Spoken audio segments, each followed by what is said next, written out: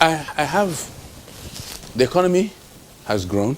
I can give you two figures, and one is an extrapolation. There's an article, a professional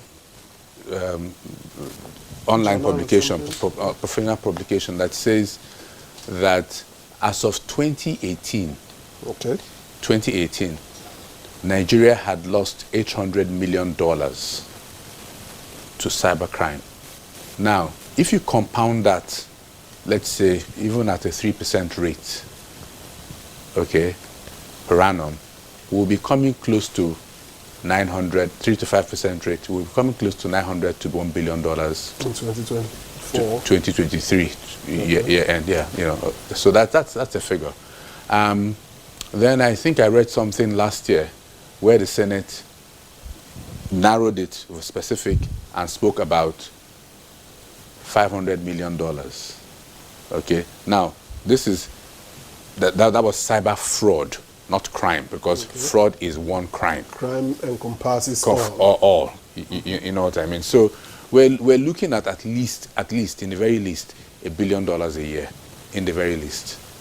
And then how much are we likely to rake in for, in a year from this fund? That would be left to the CBN for the simple reason that they have the 16 exemptions. So you cannot just do a straight line 5.5% of the volume. You have to now factor, again, that is what there has to be a little bit of rigor. What we're seeing now is knee-jerk rejection. No, it's one more. You see, and in a sense, both sides are correct. I'm a citizen of Nigeria as well, and I live here and I work here. You can say, oh, you've done this to me, you've done this to me, you've done this to me. Okay? I want to do this to I want to do this to me. But this person is saying, this is my job. My job is to keep you secure. Okay? My job is not to put petrol in your tank and how much it costs to put petrol in your tank. My job is to keep you secure, because you know what? If you are not secure, you'll not even be able to travel on that road that you put petrol there.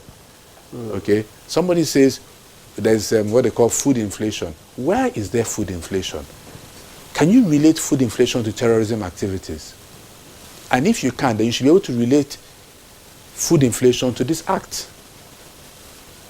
Because there is food inflation, because the Middle Belt and the Northwest, the agricultural economy, the agri sector has lost a lot. People can't go to farm.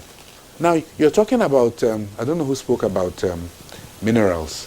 Yeah. Okay? Yeah, do you know, and I'm sure you do, because this is your profession, that there is a relationship between illegal mining and terrorism funding? Of course. Who are the guys in Zamfara who have taken control of all those areas? And what are they doing? There are state and non-state actors who are involved in this. Foreign state actors and non-state actors locally who are funding. So when you deal with terrorism, then you can improve your capacity to derive revenue from your extractive minerals. We need to connect those dots. We're not connecting the dots.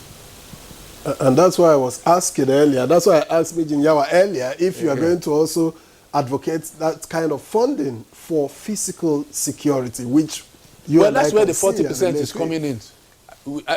To be honest with you, I listened to that question, and I thought somebody, because it's been online, and said, tomorrow they're going to give us another tax for, I think that's what I understood, that if you create a cyber security tax, tomorrow banditry tax. Yeah? Banditry tax, at least tax. No, but there, it's in that context, which you have now explained what you meant, that is what we seem to, in each, especially people who live in Abuja and Lagos, we seem to underestimate what people go through. You're dealing with, just to give you every corner of this country. I'm from the southeast. There are parts of the southeast that people are scared of going. Northeast, northwest, north central, parts of the south, parts of the southwest 2-3 years ago was on fire. So we have a national terrorism problem. We have our cybersecurity issues, but I also stress the terrorism component. Because if you want to talk to the common man, the so-called common man, might say, I'm not online. I'll tell you something. Sorry, let me just drop this. I know that telecoms companies today are not able to build infrastructure.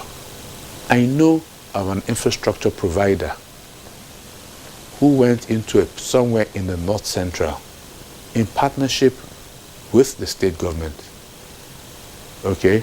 The government spent a lot of money, the Kaduna state government to be precise, trying to expand telecommunications into all parts of the state. And the objective was two things: security and financial inclusion. To be able to get people, this was 2 years ago, 3 years ago, okay, to drive financial inclusion. As they were building some of these base stations, they were getting burnt down. In some instances, a few lives were lost. So the objective was to reach a certain near to 100% coverage, digital coverage of the state, for financial inclusion and security. Because the NSA and the people in the security services will tell you, two components of security are communication and mobility. So when you degrade communication, you cannot report something, and so you cannot have people cannot even respond. Okay, we're talking about cameras. Okay, the world today is driven by digital surveillance and the intelligent analytics that goes behind digital surveillance. Everything that is electronic can be hacked. We do not fully appreciate how pervasive. We are at bubbling around 4,200 megawatts for the last 20 years. Nigeria's minimum power requirement is 20,000 megawatts by my own reckoning.